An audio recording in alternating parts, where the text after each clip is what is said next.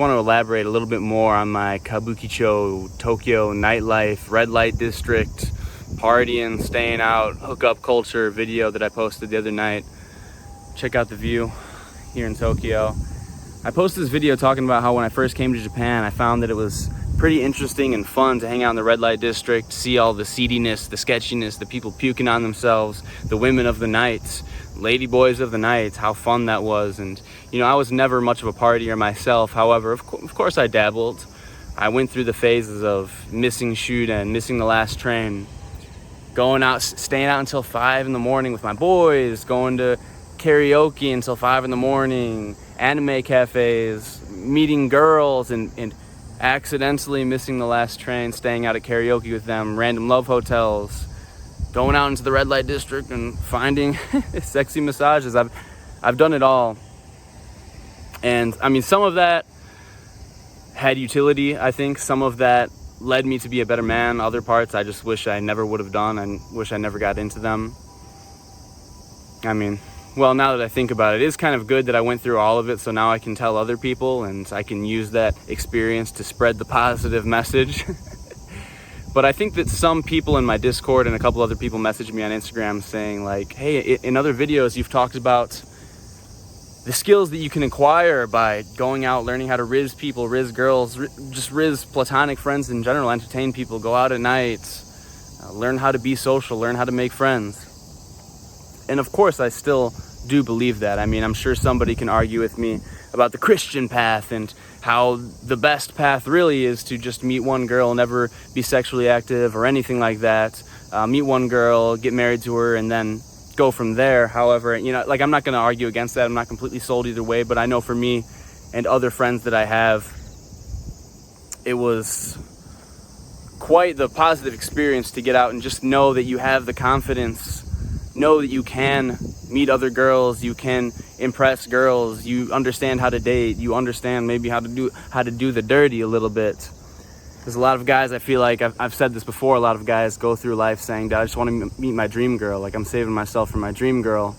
And it's to me, it's kind of like saying that I want to be drafted by the New York Mets, but I'm never actually gonna play in a real baseball game. I'm just going to practice in my room and not let anybody see me, and then when that time comes, I'm suddenly they're gonna come across me and ask me to play for them, and I'm just gonna kill it, and I'm gonna be perfect without any real-time reps, without any game speed reps.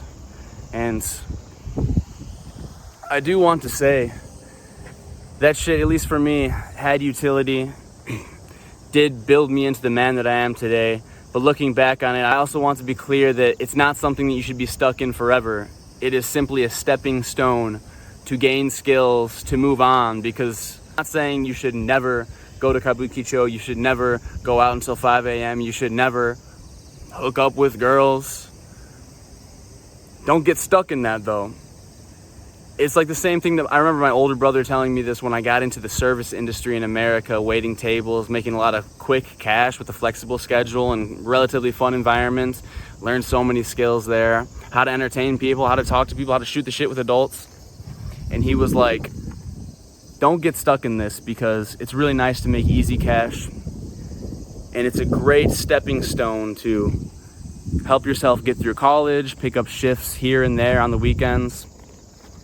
But it's not something that you want to do forever. And a lot of people get here, they get those hits, just like a drug addict, getting that cash every night, $200 in your pocket, $300 in your pocket cash. But then they get stuck in it and they never move on. And that's basically the way that I see the nightlife culture, the going out, meeting people, hooking up with chicks. It's fun for a second, but really more than anything for me, I felt like I was acquiring skills. And as soon as I got over with it, I got through with it, I moved on. I'm so glad that I don't do that anymore. There was a video by More Plates, More Dates, Derek, the homie, where he was, back in the day, he used to do more videos about dating. And he was talking about how you need to get the pickup phase, the going out, hooking up with girls phase out of your life as soon as possible. And I think a lot of people didn't watch the video, they just saw the title and they were like, oh, like I saw people commenting on the video saying like, yeah, dude, totally agree, hookup culture, like it sucks, like never do it. This whole pickup artist thing is so cringe, don't do it. And actually, if you watch the video, what he was saying is, you have to get it out of your life as quickly as possible, meaning like you have to do it and get over it as quickly as possible. You got to get your hit, understand it, and then move on. It is necessary though for, you know, certain people to learn skills. Now, I'm going to paint a picture for the people that might actually be still stuck in that phase, still thinking that that's the way to be, going out in Japan, Tokyo every single night, hooking up with random chicks. I'm going to paint a picture, guys, and try to show you exactly what it was like when I was doing that every single weekend. Bro, you get out here, you download Tinder, you download Bumble. You're talking to like 8, 9, 10 different completely random chicks that you don't know all week. You're in class checking your phone. Did Ayaka-san reply yet? Did Mio-chan reply yet? You're like a drug addict, literally checking your phone, scratching your neck, freaking out every single hour, checking this shit all week. Getting all of your energy, all of your attention, all of your brain power. It's not going to studying. It's not going to your homework. It's not going to the gym. It's going to messaging these girls back every single hour. So maybe you can get your hit on Friday night. One girl out of the 9 or 10 that you've been messaging all week responds and says, yeah, you know what? Hey, let's meet up Friday. Let's meet up. You get yourself ready. You plan. You set up the dates. You got your outfit all ironed. You got your little cologne on. You go out, you meet Mio-chan Friday nights, Kabukicho. Plan the dates, get ready, spend time going out there, withdraw your cash from the ATM. You guys have a decent time at some type of sushi bar. You listen to her talk about a bunch of shit that, let's be honest, you probably don't give a fuck about. She's talking about her friends and what kind of linens she just bought for her apartment and this new Hello Kitty plushie that she just bought, and you're just like the whole time like, oh yeah, using all this brain power, not giving a single shit about what she's actually talking about, just thinking, when can I make my move and try to take it home. You spend a few hours there, you drop like 5,000 yen on dinner. Then she's like, I want to go to karaoke, and then you go to karaoke and you pretend to miss last train together. At this point, you're sleepy as fuck. Your usual bedtime should be like 11 p.m., midnight. At this point, it's like 11 p.m. You're going to karaoke. You're singing songs that you don't give a fuck. You're listening to her horrible singing.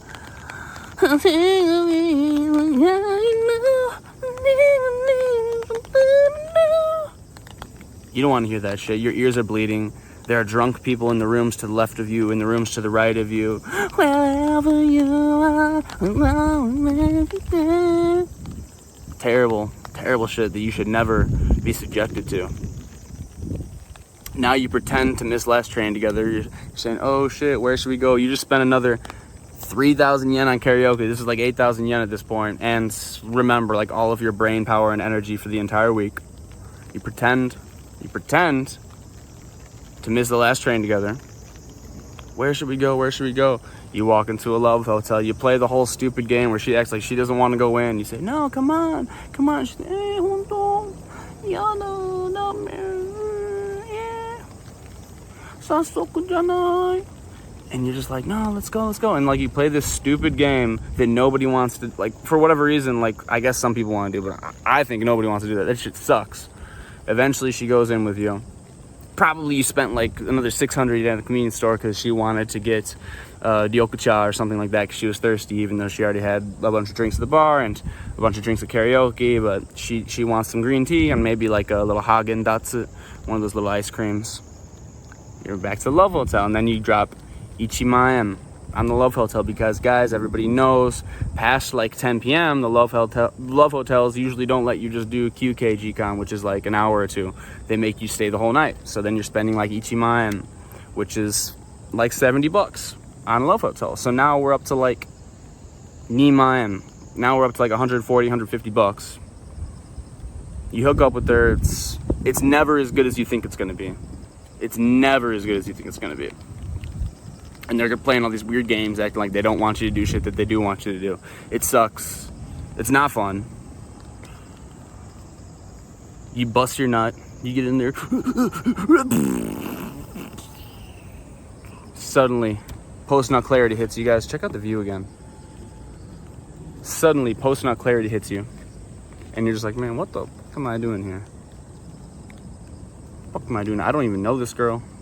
She's hanging on you, hugging on you, wanting to sleep now. And you're just like, bro, I just spent all this money. I spent all my time this week out here. What am I even doing, bro? Her breath stinks at this point. Hopefully just her breath stinks and not anything else. And you're just like, fuck, man. You try to sleep. You can't sleep. She's putting her finger in your ear, waking you up, causing a bunch of problems. You sleep for like 2 hours maybe. You might be able to get one more nut in if you're lucky. One, maybe two if you're lucky. I mean, shit. Once again, not as good as you think it's going to be. It's never as good as you think it's going to be. And then get this. This is the worst part of it all. You rush out for 10 a.m. checkouts. You don't know this girl still. She's hanging on your arm. She like won't let go of you now. Hopefully she's hanging on your arm. Let's just say that. If you didn't hit her right, I mean, maybe she's running away from you, but she's hanging on your arm. She's like, mata so bon. And you're just like, I don't know, man. You walk out of your love hotel. It's 95 degrees Fahrenheit, Tokyo. You walk out and the sun is blasting in your face, burning your eyeballs, burning your skin. You've got shitty fucking clothes from the night before that you probably spilled a little bit of soy sauce on while you were at the sushi bar. They smell like shit. You were sweating because it was all sweaty all previous night. And then you probably hit round one with part of your clothes on. Your clothes are sweaty. You've got bedhead all fucked up. You laying in bed doing crazy wild shit with this girl that you don't even know. She got bedhead. And you walk out of your hotel and there are people laying on the grounds left and right. You look this way, there's a dude laying on the ground with puke all over himself. You look to the left, there's a bunch of trash out on the street with rats and pigeons eating it. You look this way, there's human fecal matter. Just there on the ground in the red light district. Shitty. Then you look this way and there's a whole bunch of salarymen walking to work. For whatever, I don't know why they're walking to work on a Sunday morning, but there's a whole bunch of salarymen all dressed in the same black pants, white shirt, wearing masks and shit for who knows why, Sunday morning. Once again, life has continued on. And you're walking out here tired as fuck, literally feeling like death. I've never drank in my life. I've never been hungover in my life, but you know how many times I felt like this is probably what being hungover must feel like? I've walked out of a love hotel in the morning. Some random chick that I don't even know on me. Got 2 hours of sleep the previous night. Squirted all of my manpower and energy away. It's terrible. It's terrible. It sucks. Then you get home. Finally, you get home, and this girl's like messaging you for the next 2 weeks. Mata it's alright, no. And you're just like, that wasn't even that great. I spent so much money on you. I spent so much time on you. I feel like shit. And then you're just by default, you're like sick for the next week just because you're like that tired. It sucks. And then you sleep in all day Sunday. You sleep in all day. Like you get home at like noon, you sleep, and then you knock out until like fucking 9 p.m. on Sunday night, and then your entire Sunday is gone. And then even Monday and Tuesday, you feel like shit. It sucks. It sucks. It's not something to get trapped in, guys. I know that like for the first time, it's novel. It's fun. It feels like, ooh, this is seedy. This was dangerous. This was fun. Or like I said, maybe you learned something. Maybe you learned like, man, dude, hey, I'm a funny guy. Like I just rizzed this girl. Maybe my Japanese is pretty good. I use my Japanese to rizz a girl. Okay, I feel cool. Maybe, I mean, it doesn't have to be a Japanese girl. It doesn't have to be, I mean, wherever you are. Maybe you're in the States. Maybe you're just, it's not about being in Japan, but if you're doing this degenerate shit every single day, every single weekend, you got to remember what the game plan is. We're not doing it just to do it. Life is an RPG, yo. Life is an RPG. We're here to acquire skills, man. Your persuasiveness just leveled up. Boom. Your dick game just leveled up. Boom. Your cunning just leveled up. Your charisma just leveled up. Don't forget. It was never about just having fun. It's about leveling up, y'all. It's kind of funny to think about the way I put it like that, isn't it? Yes, everything in life is about leveling up. But really, if you can eventually use those skills that you have attained, that you have acquired through hooking up with random chicks or whatever, which is fun for a second, but it loses novelty real quick. If you can use those skills to actually acquire a woman that loves you and cares about you and not stay up all night smashing, if you can just do that during the day and then actually have like a loving relationship and not have to listen to someone that you don't give a fuck about, like actually talk to someone who aligns with you morally and has similar values, it's much better. It's much better. So yes, I mean, I went through a fair amount of that, of course, as well, and like I said, I still do believe that there is a bit of utility in it. However, you guys gotta remember the plan. Don't get stuck in that shit. It's not what it's about. Alright, anyways. I hope this video made some sense. I know, like, even me listening to myself right now, I'm kind of like, oh, like, I'm not making any sense. But hopefully someone understands where I'm coming from. Thanks for watching, guys. This is Young James. Alright, peace out.